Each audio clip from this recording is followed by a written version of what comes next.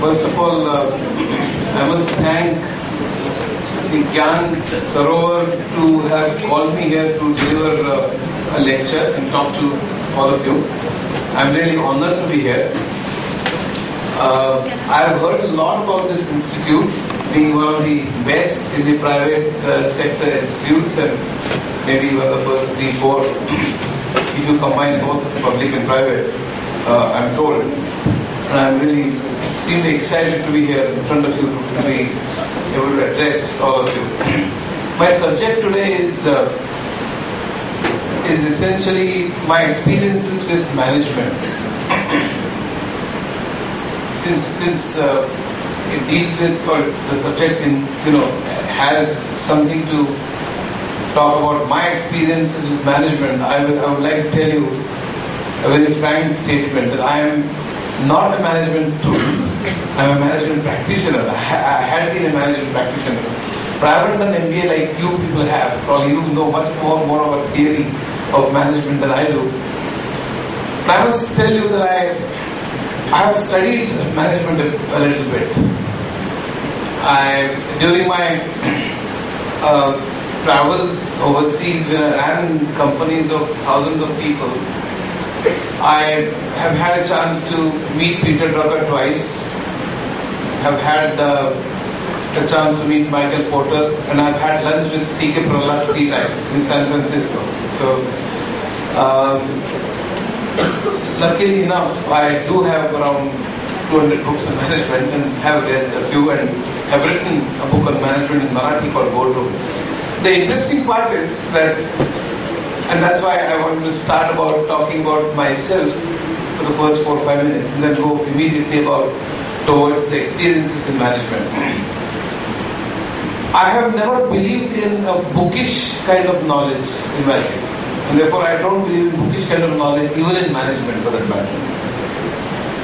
But I do believe that management has to deal with people, and one has to understand how people behave, not only from the point of view of psychology, but also from the point of view of how the organizations work, how the organizations function.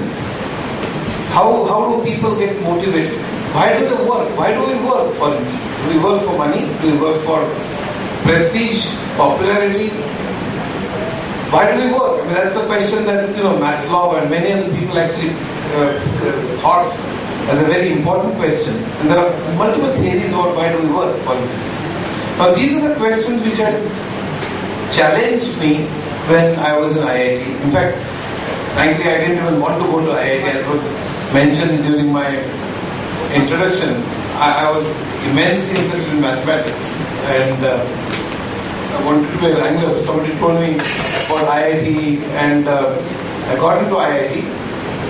I did my chemical engineering, and in chemical engineering there were various subjects which were extremely dry and boring. For instance, one of the subjects was ceramics. I still remember, and that subject had ceramics subject had only descriptive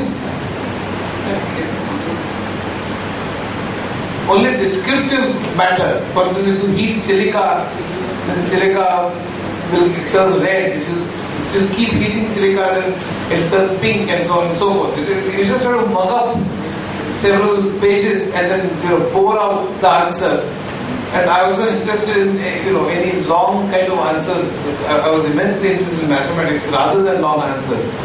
So in fact, I remember a very interesting episode. Myself and my friend wanted to check whether even the teacher, does he examine the papers properly or not. So when there was a question about silica, and this is a real story, in the first year of IIT, I wrote the first page as silica and so on and so forth.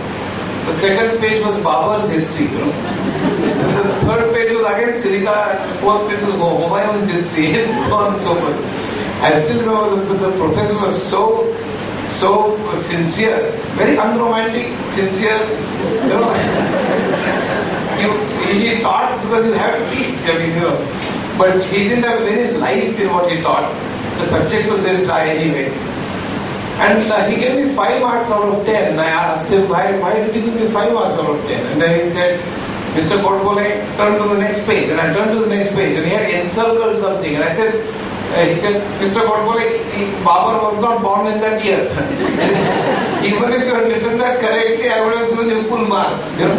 So that was about ceramics and several of the subjects in chemical engineering. After chemical engineering, I got into some Adivasi movement and so on. That's a very interesting episode. But then I got into information technology by fluke. I was not a computer scientist at all. I did not do computer science by education, but I got into IBM and then went on to make a career in information technology for 35 years. I did not know programming, but learned it extremely hard way. And there was one episode when I had to actually deal very deeply into computer science. In computer science, those of you probably that dealt with computer science might know, there's an application software and system software. And I was very good in application software by then. I designed an MRP system since industrial management was mentioned. I designed an MRP system and I knew about inventory control, demand dependent and demand independent and so on and so forth pretty well. I mean, extremely well, I must say. I used to actually take seminars for 2 days on MRP and inventory management and capacity management, etc.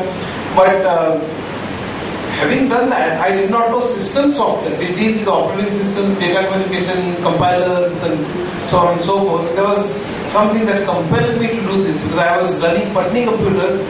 When Narayan Murthy was running that company, he started Infosys, and I was forced to sit in the same chair running a bunch of 30-40 MTech computer science guys from IIT who were extremely bright.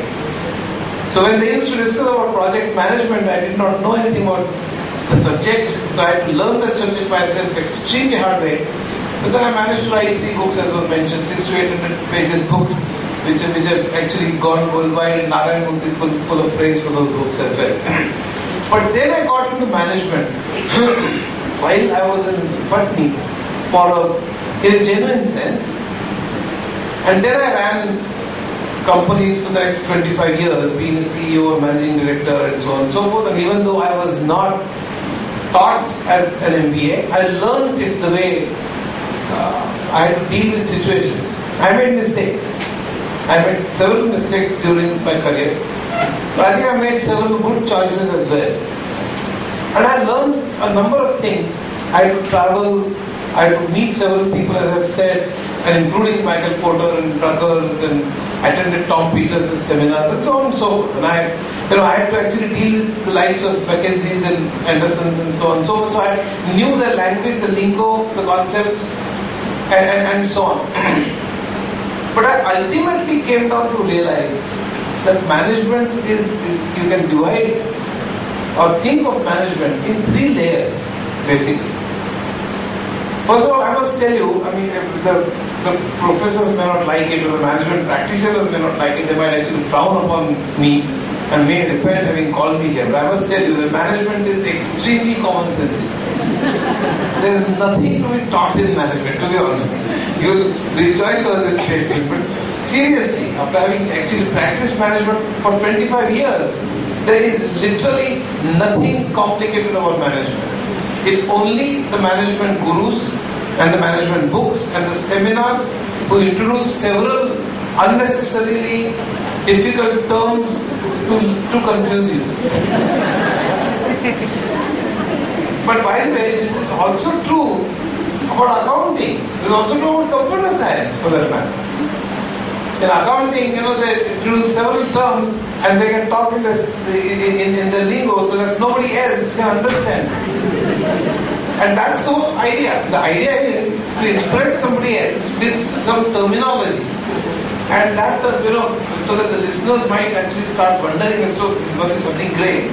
And then they start parroting or mimicking and saying the same thing to a new crowd. The new crowd gets excited and impressed without understanding. And they will pass on the same, So that's the whole thing. I mean, the idea being is, the essence of management, really, if you come down to, if you think about the essence of management, there are 3 basic levels of management in my opinion, and there's nothing else, nothing more to management at all, and I'm serious about this. One is personal management, two is operational management, and three is strategic management. 3 levels. Period. What is personal management? Personal management is time management, for instance, which we all don't follow. But it is very important, extremely important. Okay? And or several other things, discipline, maintaining, how to conduct a meeting for that matter. These are very simple things. These are like, all these can be categorized under personal management. How do you speak? When to speak, when not to speak? Or being a good listener, as was mentioned. I think being a good listener is extremely important. When I used to interview people, not necessarily at VPs and GMs levels, but at programmers levels or system analysts and project managers levels, etc., we used to have and I'm sure you guys also must be going through similar kind of aptitude tests and interviews. We used to have a group discussion. And in the group discussion, we used to give a topic. And in that topic, we used to ask people to just give a topic and just watch. People, so what do they do?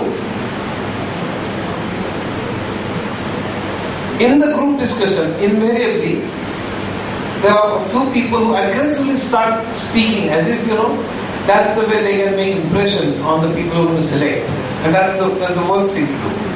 That shows various personality traits of being an aggressive person, not being a good listener, and so on and so forth. There are some people who are so timid and shy that they keep silent throughout. That's another extreme.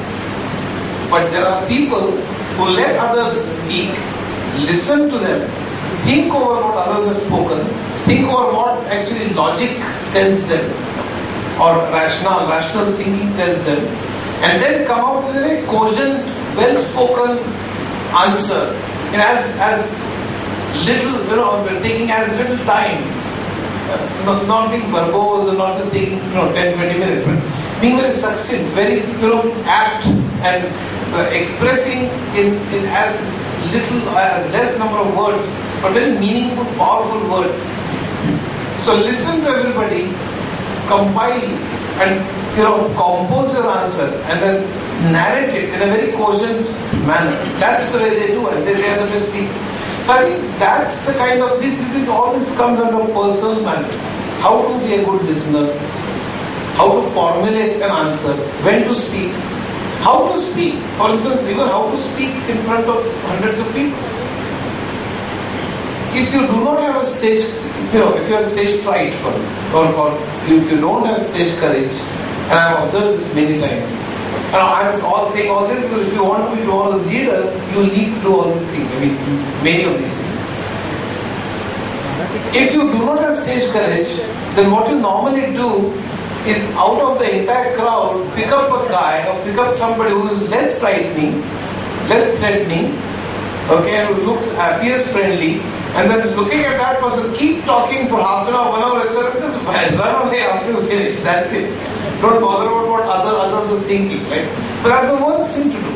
You must take everybody in confidence. You must have the appropriate pauses. You must have the tone and the ups and downs. So the way you speak, the way you convince, the persuasive attitude. You have to actually persuade several managers under you.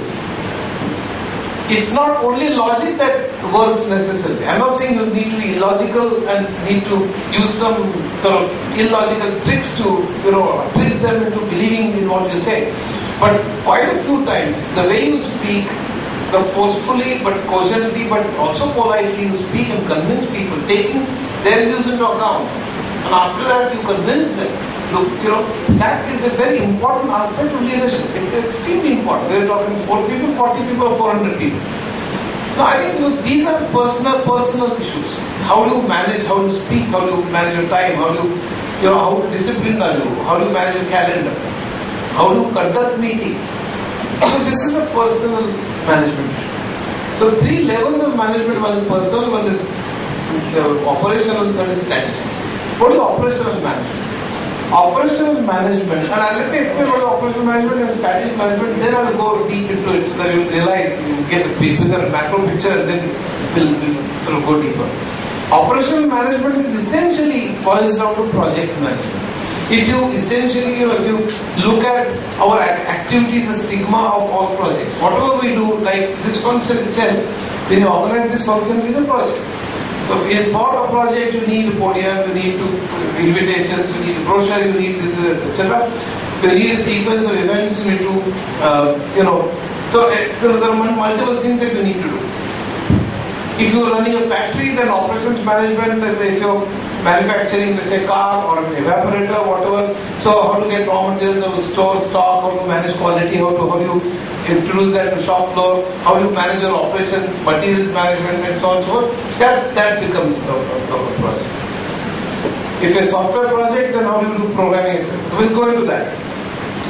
The strategic management is whether you should produce something at all. Which business should you be in? Where should you start your business? India, America, within India, Nagpur, Pune, Raipur. How do you organize your distributors and supply chain, for instance?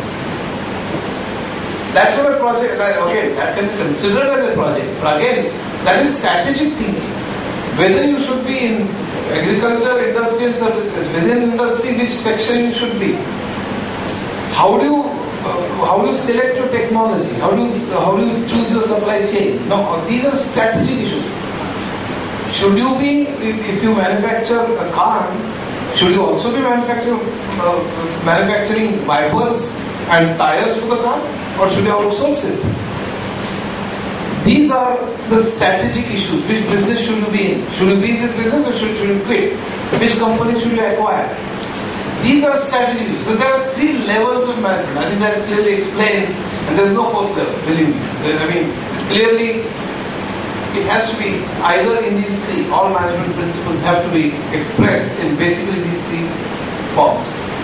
Now, let me concentrate or spend a little time on the second, operational management, and let's say project management for that matter. Because any operational management can be, equated to a project management essentially.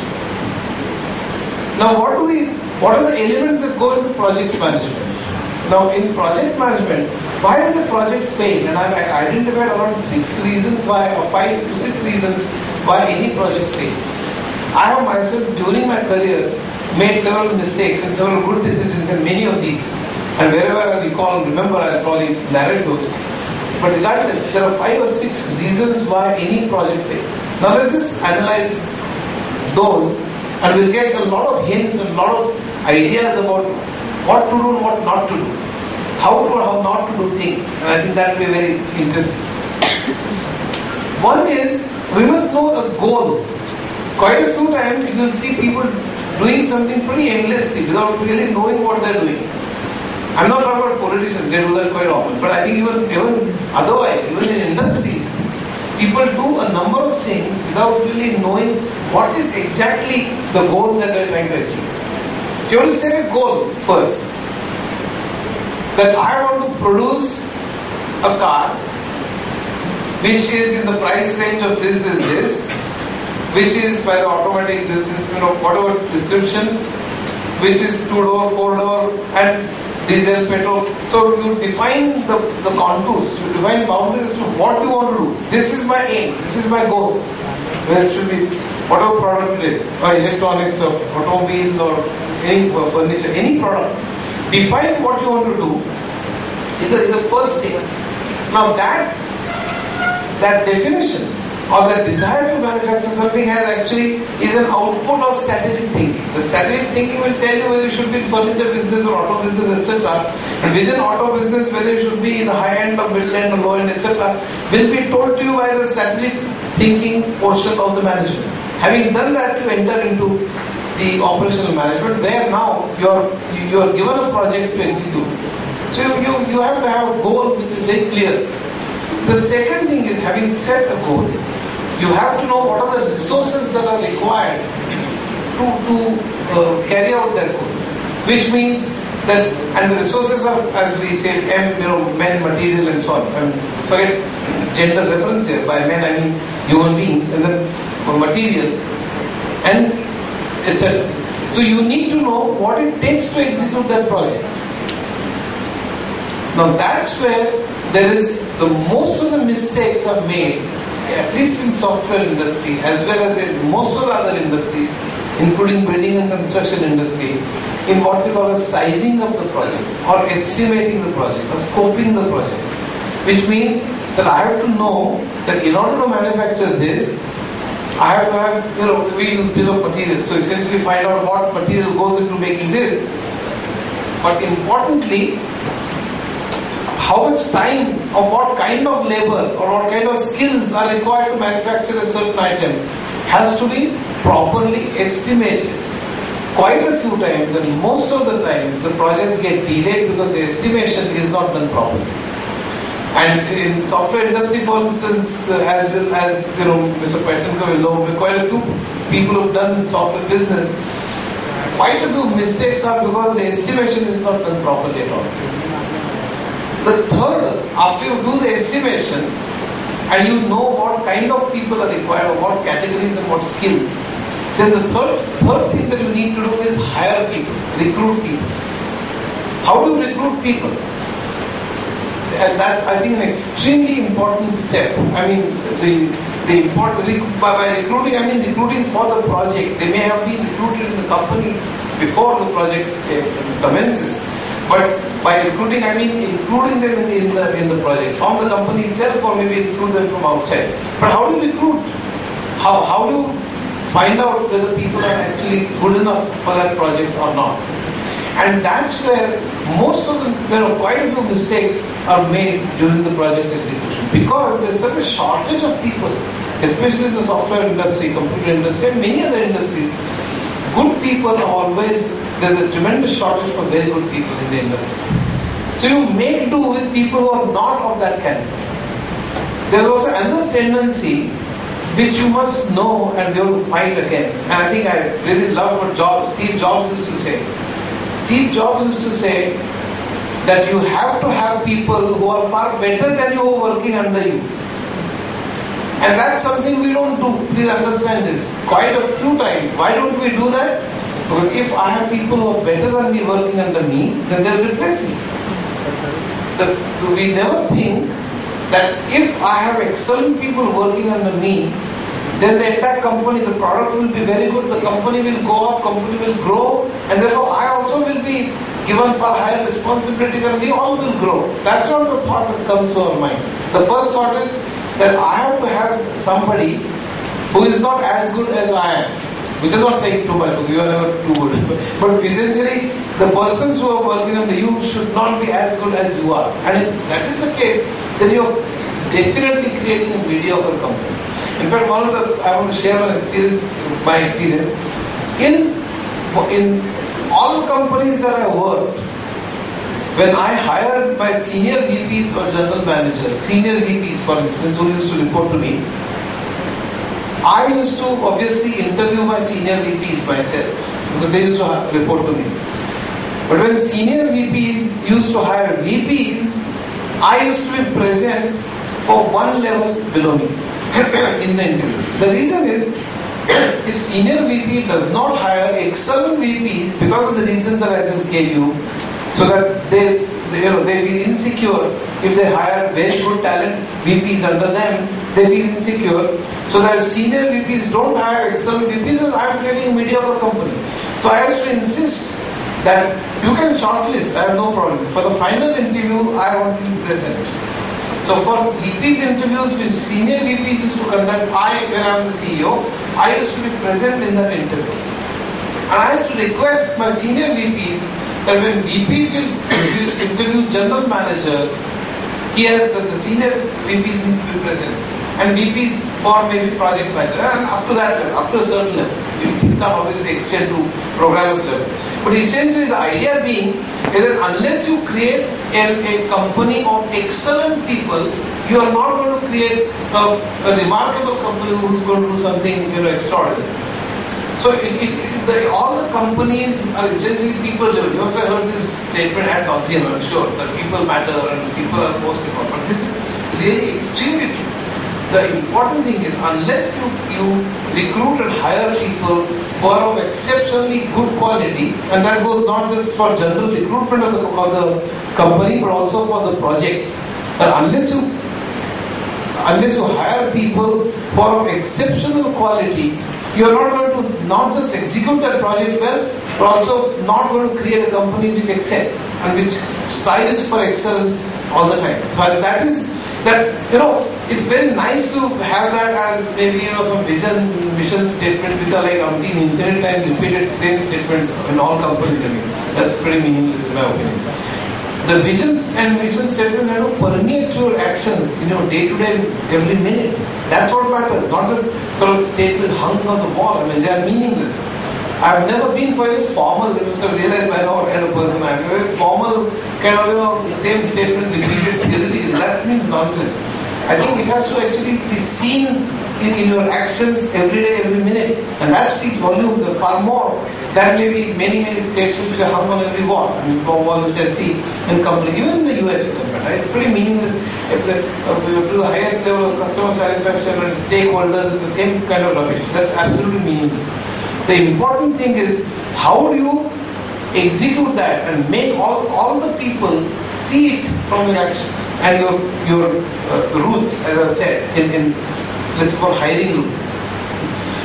So it is very important to choose people, the right people, who will lead your company and who will execute the project extremely well. That's number 2. So you've set your goal right. Then you have scoped it properly as to how many days will it take for how many people and what kind of people. Then you have recruited those people, either from outside or internally, into the project. Then the next step is training. Unless you train your people well for the project, you are not going to execute the project well.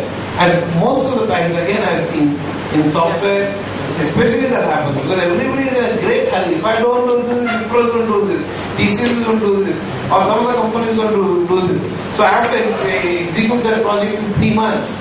And in order to execute that project, then hire people whichever are available and then somehow put them on project and they will learn on the project as the project goes on. This is reality. Please understand. In software industry, at least I can say that for sure. But that fails ultimately. Because in the end, the product is not as good. Because there's a huge competition, there's such a shortage of skilled manpower, that you still will continue getting projects. But you will not excel. You will not create an excellent company. So, by training, it doesn't necessarily mean a formal training of 3 months, 6 months. But for executing that project, are people well prepared? If you're using any tools, for instance, in software, there are many tools that we use, case tools, or productivity tools, and variety of databases, a variety of, So are these people aware of what they're using? Or in many other, industries, it could be robots, it could be NC machines, it could be lathes, it could be any other tools, machines, computers, or CAD/CAM packages. So are they aware of how to use? If not, then they have to be trained. So there's enough, good training that requires to you. Having done that, then you need to give or allocate work. Now, how do you allocate work? So that's a very interesting subject. You'll realize this is very trivial. This is banal. This is, why Mr. Godbole is spending so much time on how to allocate work. You realize that allocating work, right work to right person is very important. And that relates to setting goals or, let me explain what I mean. For instance, each person has a job rating. An excellent person with excellent capabilities has, let's say, 1 out of 1 to 10, let's say 9 rating. And a person who is not capable has, let's say, rating of 1, 2, 3, 4. So that's the kind of scale that I'm talking about. That 9 is an excellent person and 3, 4 is, not very good. 6, 7, 5, 6, 7 is average. Now, if the work, the task itself is very simple, and I give it to a person whose rating is 9 in terms of his capability, her capability, what will happen? The person with capability 9 will do that work, execute the task extremely fast, but I'm doing two things in this whole process. One, I'm not utilizing the skills that the person has. The person has skills of 9 and I'm utilizing only skills of 4. We might think that the person with skills 9 will be very happy doing work which requires only skills of level 4 because it's so easy, he'll do it extremely fast and will be very happy having done with it. But that's not true, please understand. All human beings need challenges, need something to learn. It's a need within all of us to be doing something which is fulfilling. It teaches us something, we grow, we learn. So we must, it is extremely important. In fact, that's what we used to do while setting the goals for the next year. When we set goals for the next year, my instructions to my managers were as follows. That please understand what the current rating is. If the current rating is 6, set the goal next year of 6.5. Which means, set the goals that the person will design these systems or write programs or do project management, whatever, which will require the rating to be 6.5. Because in the setting the goal form, there's no 6.5 and 6. I mean, you normally have to judge that the person is at this level, but I'm going to set a goal for the next year which is slightly higher than the earlier one, which will make sure that the person has to stretch himself or herself. It will not be very easy, it will not be a cakewalk, it will not be extremely simple for that person to execute. But number one is that we are not only wasting the talent because we are not utilizing his full skills, but because the person is not learning anything in the process, the person will not like it. In fact, there are cases where people leave because the job is not challenging. We might think job is very easy, so he's getting salary, he's very happy doing his job in 2 days where 4 days are given. That's not true. People like challenges, people like learning, but not so tough that it will be difficult for them to execute it. However hard they work. If we give work, let's say person's capability is 6 and we give a task to that person which requires a person of 9 rating to execute it in 1 year, if we give that task, the person will be extremely depressed. Because he or she will realize that it's really beyond that person to do this task. And that also will actually force that person to quit the company or go into depression or whatever. So I think we are in fact ensuring failure if we give a person whose rating is 6 work that require rating of 9. So it's such a fine rope walk. Please understand that allocation of work so setting the goals is a higher level stuff, when allocation of work like a program or whatever is the philosophy is same but it's done at a minuscule level. While giving a program or giving any task for that matter, you have to understand what is the level at which the person operates currently, what is the level which is required to execute the task proficiently, efficiently and excellently. If there is a great difference, either side, if 6 is given task of 4 or 6 is given task of 9, both will fail.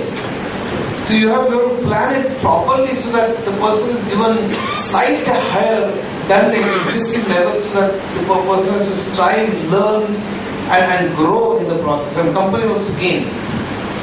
So while it appears very trivial, but by the way, this is not what happens in many companies. In many companies, they just give like, okay, A is free, so give that program to A. B is free, so give that program to B. This is what happens many a time because of the compulsions of deadlines and so on. So I'm not denying that, how companies. I'm not saying that companies run exactly very methodically and the most theoretically. They don't. I mean, there are compulsions of external environments, internal environments.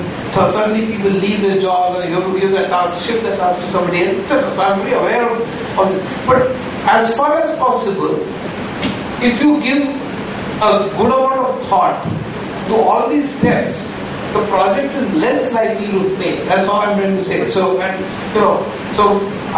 have to understand at least the theory behind this and try to adhere to it to the extent that we can, so that we not only just execute that project well, but in the whole process we're creating a good company. Please understand, there's a short-term goal of executing a project, but long-term goal of creating people, of motivating people. If you give the person enough training to execute a task of 6.5, where the person is 6 at this point, you are creating and motivating that person to grow, and that's very important. So I think that's the whole point. While executing short-term goals, if you are creating a long-term company, that's what you should be striving at all the time. This is what my thinking is. So having allocated the work, the next step is monitoring the work. Now, you have set the goal, you have scoped it, you have hired the people, you have trained. Now training, in fact, there's an excellent example. For instance, I have always held, let's say for instance, mother asks her daughter or son to cut some vegetables or cook something, and the son or daughter messes it up. It is very rightly, as you know, and messes it up. Whose fault is it? The fault is mother's, please understand. Majority of the time, mothers or fathers, whosoever is running. Today, because we are such a male chauvinistic society that we are used to, as if mother, it has to be mother who cooks. That's completely wrong, in my opinion. However, whosoever is teaching, okay, the teacher, in this case the manager, is wrong. If I allocate a task to a person who is not capable of doing it, to do whatever, because the person has not no inherent capability, or I have not trained that person to do the task, the mistake is that of the manager and not the person who is executing. Please understand that absolutely clearly, thoroughly. Never make a mistake about that in your life. It does not mean that the executor, the person who is executing the task, never makes a mistake. They do. Despite the fact that you train somebody, ad infinitum, the person can continue making the same mistakes, in which case you might as well stop training that person, not relying on that person. And I understand that situation. But majority of the times, we just throw the work to people without adequately training them. The idea would be to maybe ask the daughter or son to make the son or daughter to observe first, then give a small task, solve all the problems, make sure that the person has enough tools, in this case maybe just a knife or whatever. Make sure that the son or daughter or child knows how to use it. And so I think it's very important to understand who's at fault. And most of the time it is the fault of the management, because we have not either assessed the capability of the person who is executing, or not provided enough tools or training to that person, or not monitored it. That's the point that I'm going to the next point. For instance, in the software exports to the companies in America, we used to have projects which actually ran for 6 months, 1 year, long, very large projects. Now, if the project runs for 6 months, and when 5 months and 3 weeks are over, and I throw my hands up and call New York and say, sorry, I haven't finished your project, by the way, and I'll take 4 more months, and that person will just throw tantrums. Even if there is a clause in our agreement that if I delay my project, then you may withhold my payment, 20% payment or whatever. That's not the money that the customer is looking at. Please understand. Because even if the customer does not pay you 20% of your money and saves that 20%, he or she is least bothered about it. But the consequent damages, if I do not get my product within time and of high quality, then in turn I cannot satisfy my customers. And that loss is far, far higher than the money that the customer will save by withholding 20%. And especially in software exports, that's the experience that we've got umpteen number of times. That's the reason, in fact, that people were not ready to give projects in 1980s. In 1980s, we all started. I remember, including Mr. Murthy, all of us used to go to America and, try to tell Americans that, India has good programmers. In fact, American TV channels, ABC, CNN, CBS and so on, had created impressions about India that India is full of serpents, elephants and magicians. So I used to start my presentation in New York saying that India is full of serpents, elephants and magicians, but we also have good programmers. There's a programmers. Have you seen a computer at all in your life?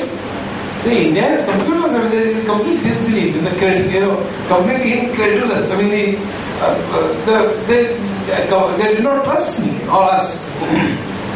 And then I used to say, like Amitabh Bachchan says in Diwar, I used to say, like, mere paas maa hai. So I used to say, but we have IITs,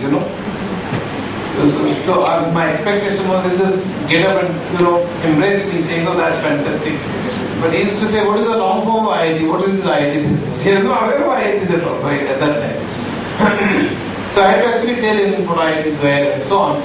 That was nothing great. We had some old Russian computer then, But at the same time, people were very bright, and I remember the first 2 people that I sent to America. I never done that in my life, reaching to the airports and so on. In the early 80s, they used to come with caravans and so on, as you know. Now every second home is somebody going to America, every third day. So nobody cares about people going to America. But in those days, I reached 2 people to the airport and told them how to drive, left hand side, right hand side, and all that kind of thing. How to speak English. And how to shake hands for that matter. In those days, it's prevalent even now to some extent, but not to the extent that was there in the early 80s. In those days, especially girls, when shaking hands with a male, for instance, with a man, they used to be very shy. So look to the ground, look somewhere else, and then shake hands. I said, that's absolutely rubbish. Look into the eyes of the person. That shows confidence. Today, of course, there is no such thing. I mean, in fact, today I guess boys and men look downwards. but that's another story. The point I'm trying to make is that Americans are used to shaking hands with very good grip, looking into the eyes. And whenever you speak, you look at the person and speak. That is very important. I mean, if you see even in the movies, even any conversation that takes place, it's very, that comes in personal management, by the way. How to speak, including how to shake hands, how to introduce yourself, and English and so on and so forth. I remember I sent somebody to Houston, and that person used to speak to me, that person is his wife, used to speak to me in any language.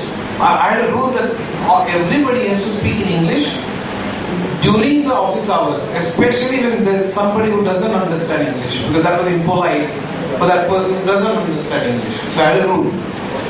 But otherwise, if there are only 2 people who understand Marathi, they can speak in Marathi, Hindi, whichever language they want.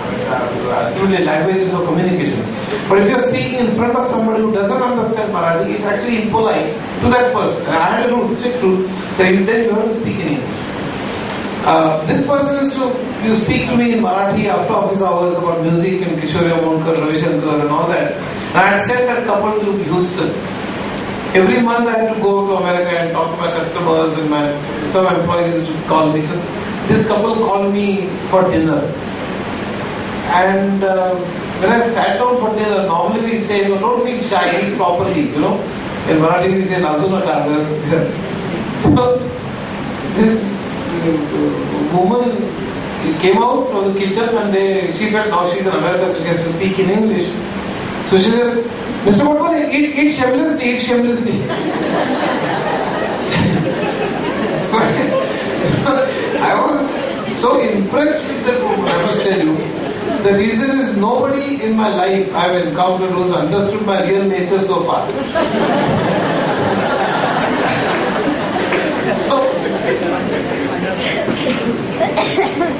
So how to speak English, that is also an extremely important thing.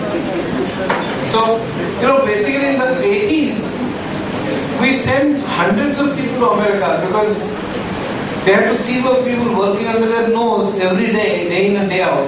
They didn't trust that projects could be managed from India hundreds of miles away because of the reasons that I told you. Because the project is 6 months long and 5 months, 3 weeks down into the project. If I throw my hands up and say I'll take 4 more months, I mean, that's it. I mean, he's lost 30 other customers. So they were extremely worried about giving projects offshore. That's why in early 80s we did not develop offshore business at all. But Around 100,000 people went to America in 80s. Satellite things came. When I depress a key here, the character is seen on the screen in New York or London in a few milliseconds. So if I have promised that if I have a project plan of 6 months, every week I'm going to finish these many programs. On Friday evening, the programs that I have promised that I'll finish, the Friday evening here is Friday morning in New York, so that project manager can actually log on and check whether I have finished those projects and test them. So the credibility gap was built because of satellite things. And thanks to around 100,000 people who had gone to America, they became managers, they went to the positions of taking decisions about whether to offshore or not. And there are many reasons why offshoring started, but in 1990s, this is one of the main reasons why offshore business started in India. Because the credibility gap was built earlier. They were extremely worried about sending work offshore because nobody wants to hear at the last minute that the project cannot be executed and will take 4 more months. I mean, that's rubbish. Nobody wants to hear that. So that's the story. The point I'm going to make here is, when you monitor, how do you make sure every week or whatever frequency, and I'll come to that the project will not go out of hand. The project is running well. There are 2 aspects. One is quality. That whatever you're doing is proper, whether it is building, etc., then the quality is proper. And there are multiple ways of doing this, tension and variety of things that you actually check. But in software also, you make sure that the software that you have produced is correct, and test whatever you have done. So quality is one aspect, and secondly, you have to also check that you are on right track and will finish the project in right time. I designed a project management package, by the way, in London, and then several companies in UK, Holland, and Germany had used it. And project management has various aspects. I mean, we can actually take a seminar on project management. It's a great subject, and I love that subject. But essentially, you have to look at 3 variances in project management. Let me go into how to manage the deadlines of a project. But essentially, every week when you take that meeting of your project managers and project people, you have to make sure that you are not going to delay the project and that you are going to meet the deadline. So that's what you are after. Now, how often should you monitor is a very interesting question. How often should you monitor? One is monitor. If you start monitoring every 10 minutes, every half an hour, have you finished this project, have you finished this program, it will be ridiculous. But you will probably make sure that the project is run on time, but you are doing 2 very bad things in the process. One is you are making the person below you dependent on you. Because if there is a senior who will check after 1 hour, every 1 hour, then why should I bother? So the person who is working below you, you are depriving that person from an ability to take one's decisions. It is an extremely bad way of developing a company. B is you're demotivating the person. The person has no motivation left because there is a tremendous micromanagement. On the other hand, if you do check whether the project is on time and of high quality, etc., maybe just twice during the life of a project, then if you realize that the project is not running well, the corrective action cannot be taken in time. And therefore, you have to have some means. How often should you monitor? Is an excellent subject on which you can actually write a lot of stuff. If you do it too often, then you're marring, you're actually killing the motivation of the person and making the person dependent. If you do it too less often, and maybe do it at the end of the project, maybe just at the mid-project, then the corrective action cannot be taken even if you find that the project is not running on time. I think that's why normally you will choose a timing which is agreeable with people, and at that time have a meeting, and that's where your personal management attributes come handy. How do you make sure that each one speaks for the matter? Now, there are several other aspects of motivating people, and I must tell you that there is a philosophy which was put forward by a management guru called Pascal, which was made popular by a person called Tom Peters. And this philosophy is called Management by Walker, MBWA. You may have heard this. I had not heard it until I had actually practiced it for several years. And then I started reading, and I realized there's a person called Tom Peters who has written about it.